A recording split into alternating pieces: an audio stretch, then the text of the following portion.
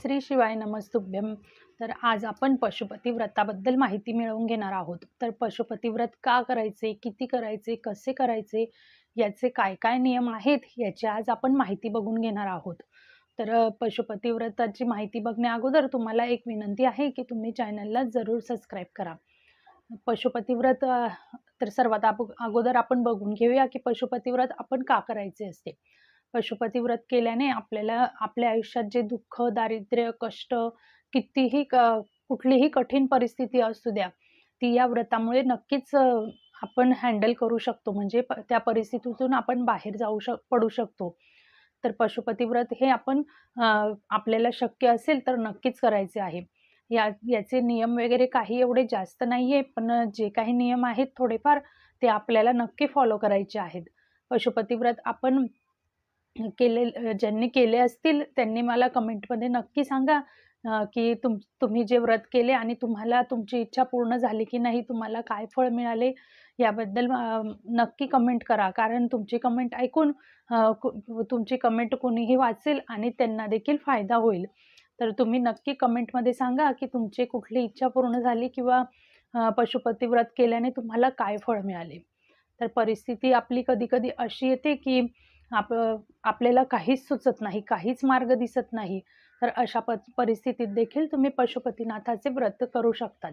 तर ज्यांना मूलबाळ नाही किंवा ज्यांच्या घरात सतत कटकटी, भांडणं किंवा नवरा-बायकोचे घटस्फोट, कुणाला जॉब नसतो, कुणाचं आजारपण असतं, तर कितीही मोठं संकट असू द्या सॉरी कितीही मोठं संकट असू द्या, ह्या पशुपती व्रतनाथाने नक्कीच दूर होतं. त्यामुळे तुम्ही हे व्रत नक्कीच करा. तर हे व्रत केल्याने आपल्याला खूप फायदा होतो. तर हे व्रत फार पुण्यदायी आहे. हे व्रताची तुम्ही माहिती इतरांना देखील सांगू शकतात आणि जर तुम्ही कमेंट करून सांगितलं तुम्हाला काय फळ मिळालं वगैरे, तर इतर जण तुमची कमेंट वाचून त्यांना देखील पुण्य मिळेल. त्यामुळे तुम्ही नक्की कमेंटमधून सांगा. तर पशुपती व्रताचे काही एवढे नियम नाही आहेत, तर ते आज आपण बघून घेऊया. तर भोळे शंकर हे अतिशय भोळे आहेत. त्यांची भक्ती देखील आपण भोळेपणानेच करायची आहे. त्यांना काय आपण मनापासून जे आपण अर्पित करू ते भोलेनाथ हे करतात, ॲक्सेप्ट करतात. पण आपण अगदी मनापासून हे व्रत करायचे आहे आणि ह्या व्रतामध्ये आपल्याला काही जास्त नियम नाही किंवा साहित्य देखील लागत नाही. फक्त अगदी साध्या भोळ्या मनाने हे व्रत आपण करायचे आहे. जसे भोलेनाथ बोलले आहेत तसेच भोळे-भाबडेपणाने आपण हे व्रत करायचं आहे. तर चला हे व्रत कसे करायचे ते आपण बघून घेऊया. तर हे व्रत तुम्ही कुठल्याही सोमवारी चालू करू शकतात. 5 सोमवार हे व्रत करायचे असते. फक्त आणि फक्त 5 सोमवार, म्हणजे ते महिनाभरात होऊ शकतात. तर 5 सोमवार आपण हे व्रत करायचे आहे आणि हे व्रत आपल्याला मंदिरातच करायचे आहे. आपण हे व्रत घरी करू शकत नाही. तर घरामध्ये तुम्ही म्हणाल की घरामध्ये देखील शिवलिंग असतो, प्रत्येक म्हणजे सगळीकडे देव आहे, तर मान्य आहे. परंतु हे व्रताचं नियमच आहे की हे व्रत मंदिरातच केलं पाहिजे. कारण मंदिरामध्ये सर्वजण चांगल्या मनाने येतात आणि एक वेगळीच पॉझिटिव्हिटी असते. त्यामुळे हे व्रत मंदिरातच केले पाहिजे. तर हा पहिला नियम आहे की हे व्रत मंदिरातच केले पाहिजे. आणि दुसरा नियम असा आहे की हे व्रत तुम्ही पहिल्या सोमवारी ज्या मंदिरात जाल त्याच मंदिरात 5 सोमवार आपल्याला जायचं आहे. मग तुम्ही रेंटच्या घरामध्ये राहत असाल तर त्याच घरामध्ये तुम्हाला हे 5 व्रत होईपर्यंत राहावं लागेल. आणि तुम्ही कुठेही जरी हे व्रत चालू केले तरी तुम्ही जिथे व्रत चालू केले तिथेच तुम्हाला हे 5 व्रत करायचे आहे. अगदी तुम्ही तुमच्या सासरी गेलात किंवा माहेरी गेलात तिथे तुम्ही हे व्रत करू शकत नाही किंवा तुम्ही स्वतःचं घर देखील बदलवू शकत नाही रेंटने वगैरे असाल तर. आणि तुम्हाला मंदिर देखील बदलवायचं नाहीये.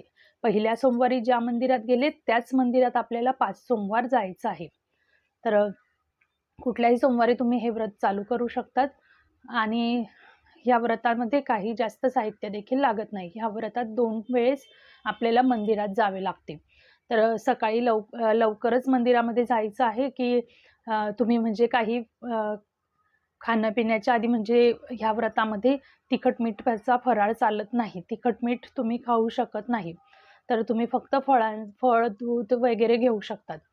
तर शक्यतोवर तुम्ही उपाशी असतानाच म्हणजे सकाळी लवकर पूजेला गेलात तर अतिउत्तम. आणि जर तुम्हाला नाहीच वेळ मिळत असेल तर तुमच्या वेळेनुसार देखील तुम्ही जाऊ शकतात. परंतु 12च्या आतच तुम्ही मंदिरात जाऊन यायचं आहे. तर पूजेच्या थाळीमध्ये आपण काय-काय घ्यायचं आहे, तर सकाळच्या पूजेमध्ये आपण बेल, फूल, जर तुम्हाला मिळालं तर धोत्र्याचं फळ, फूल घ्यायचं आहे आणि चंदन घ्यायचं आहे.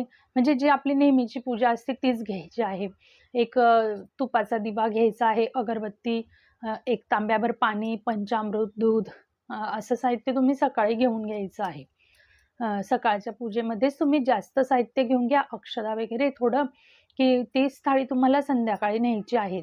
तर ह्या हिशोबानेच तुम्ही सकाळच्या पूजेमध्ये थोडे-थोडे सगळंच साहित्य जास्त-जास्त घ्या, की तुम्हाला ते संध्याकाळी देखील पुरायला हवं. संध्याकाळी आपल्याला फक्त 2च वस्तू यामध्ये ॲड करायच्या असतात. त्यापुढे सांगतेच. तर अशा पद्धतीने तुम्हाला जे शक्य म्हणजे पंचोपचार जी पूजा असेल ती घेऊन घ्यायची आहे. पण अगदी मनाने आपल्याकडे जेवढं साहित्य जमा झालं ठीक आहे. पण अतिशय मनाने, साध्या भोळ्या मनाने आणि मनापासून आपल्याला हे व्रत करायचं आहे. तर या व्रताचे नियम देखील आपण बघणार आहोत. नियम फारसे नाहीये, परंतु हे व्रत आपल्याला अगदी मनापासून करायचं आहे. तर संध्याकाळी ते सकाळी आपण मंदिरात जायचं आहे आणि अगदी मनभावे आपल्याला शिवशंकराची पूजा करायची आहे. तर पूजा केल्यानंतर नंदीची देखील आपण पूजा करून घ्यायची आहे. आणि घरी आल्यानंतर हीच थाळी आपल्याला झाकून ठेवायची असते. तर संध्याकाळी या थाळीमध्ये आपल्याला 6 दिवे घ्यायचे आहेत. तर 6 दिवे आपण पंती देखील घेऊ शकतात किंवा तुम्ही कणकेचे म्हणजे बिना मिठाचं कणिक मिळून त्याचे देखील तुम्ही दिवे तयार करू शकतात किंवा स्टीलचे वगैरे कुठलेही दिवे नेऊ शकतात.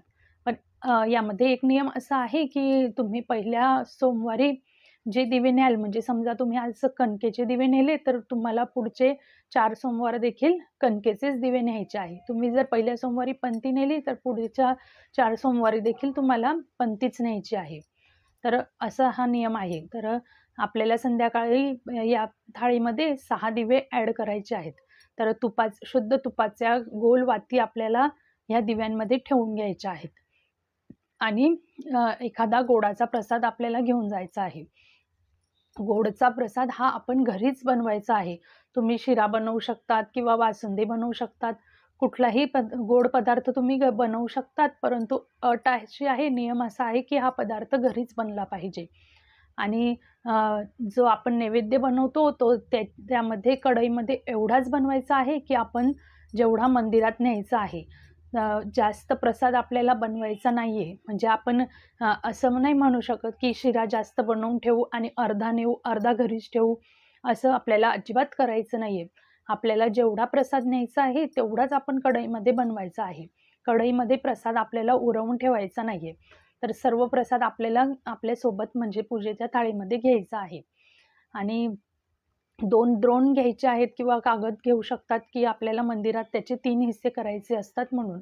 आणि प्रसादाचे हिस्से आपल्याला मंदिरात जाऊनच करायचे असतात. घरी याचे 3 भाग करायचे नाहीयेत. तर मंदिरात गेल्यानंतर आपण सर्व पूजाविधी करायची आहे आणि मंदिरामध्ये गेल्यानंतर म्हणजे संध्याकाळची पूजा सांगत आहे मी. संध्याकाळी मंदिरात गेल्यानंतर आपण जे 6 दिवे नेले आहेत, त्यामधील 6च्या 6 दिवे आपल्याला मंदिराच्या ज्या ठिकाणी गोल असतं तिथं ठेवायचं आहे. म्हणजे शिवलिंगाजवळ ठेवायचे आहे. शिवलिंगापासून थोडे लांब आपल्याला हे दिवे ठेवायचे असतात. तर 6चे 6 दिवे आपल्याला ठेवायचे आहे. त्यामधले फक्त 5च दिवे आपण प्रज्वलित करायचे आहेत. एक दिवा प्रज्वलित करायचा नाहीये. तो एक दिवा आपल्याला घरी आणायचा आहे आणि घरी येण्यापूर्वी आपण जसा घरात प्रवेश करू, तर आपली जी उजवी बाजू असेल, उजवा हात असेल, त्या ठिकाणी दरवाजाच्या बाहेर आपल्याला हा दिवा लावून घ्यायचा आहे. तर ते 5 दिवे आपण तिथे प्रज्वलित करायचे आहेत शिवलिंगाजवळ. आणि जो आपण प्रसाद नेला आहे, तर आपल्याला मंदिरात त्याचे समान 3 हिस्से करायचे आहेत. जो आपण प्रसाद नेला आहे त्याचे. आणि 3 हिस्से आपल्याला तिथेच ठेवायचे, शिवलिंगाजवळ थोडा वेळ ठेवायचे आहे आपली पूजा होईपर्यंत. आणि नंतर जो एक भाग आहे तो आपल्याला आपल्या ताटात ठेवून घ्यायचा आहे. म्हणजे आपली सर्व पूजाविधी झाली, आरती करून घ्यायची आहे शिवशंकराची आणि बेल, पत्र, पुष्प सर्व आपण अर्पित करायचं आहे. पंचामृत, दूध, पाणी सर्व आपण अभिषेक करून घ्यायचा आहे. आणि जर तुमच्या एरियामधील मंदिरात गुरुजी वगैरे असतील आणि ते संध्याकाळचा तुम्हाला जर अभिषेक म्हणजे काही मंदिरामध्ये संध्याकाळी अभिषेक करू देत नाही, पाणी वगैरे अर्पित करू देत नाही, तर तुम्ही फक्त बेलपत्राने पाणी आणि दूध, पंचामृत असं शिंपडू शकतात शिवलिंगावर. जर तुमचे इथले गुरुजी जर अभिषेक करू देत नसतील संध्याकाळचा तर अशा पद्धतीने आपण जशी पंचोपचार सकाळी पूजा केली तशी पूजा करून घ्यायची आहे. 3 हिस्से आपल्याला 3 भाग करून घ्यायचे आहे नैवेद्याचे. एक भाग आपल्याला ताटात ठेवायचा आहे. 6 दिव्यांपैकी 5 दिवे तिथे आपल्याला प्रज्वलित करायचे आहे. एक दिवा आपण आपल्या ताटात ठेवून घ्यायचा आहे आणि आपण घरी आल्यानंतर आपण घरात यायचं नाही अगोदर. घरात येण्याच्या अगोदरच आपल्या उजव्या हाताला तो दिवा प्रज्वलित करायचा आहे. नंतर आपण घरी यायचं आहे. तर घरी आल्यानंतर आपण जो प्रसादाचा एक भाग आणला होता त्याच्यावरच आपल्याला उपवास सोडायचा आहे. जो आपण शिऱ्याचा किंवा तुम्ही जो प्रसाद नेला असेल त्याचा एक भाग आणला असेल त्याच्यावर ते अगोदर खायचं आहे आणि नंतर आपण उपवास सोडायचा आहे. तर उपवास सोडण्यासाठी तुम्ही चपाती, भाजी, डाळ, भात असं जेवण जेवू शकतात. म्हणजे मिठाचं जेवण तुम्ही जेवू शकतात. पण जो आपण प्रसाद आणतो तो फक्त आणि फक्त आपलाच उपवास आहे म्हणजे ज्याचा उपवास आहे त्यानेच खायचा आहे. घरात कुणालाही तो प्रसाद द्यायचा नाहीये. अगदी लहान मूल असेल तरी देखील त्याला देखील हा प्रसाद आपल्याला द्यायचा नाहीये. ज्यांचा उपवास आहे त्यांनीच हा प्रसाद खायचा आहे.